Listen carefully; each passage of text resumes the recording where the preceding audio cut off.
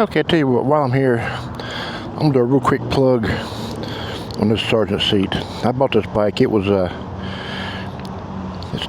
know it's dirty, but you know I've been riding a lot here lately. But anyway, about 75 miles, my butt would be killing me. This ain't cutting it, so did some checking and everything. I thought it was Sargent seats out of Jacksonville, Florida. I thought, hell, I'll give them a try. So I went ahead and ordered one. They said like 2 or 3 weeks delivery. The next week I'm fixing to head out on a ride with my buddies, and it showed up early. I thought, crap, I'll change it out real fast. So I changed it out and rode about 150 miles. Got back home. I thought nothing about it. Then in bed I thought, crap, my butt doesn't hurt. I rode all those miles, my butt didn't hurt.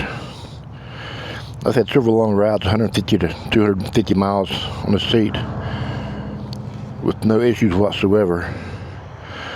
So I went ahead and ordered the passenger seats I never used, but it's got the GSX-S GT logo on it and everything.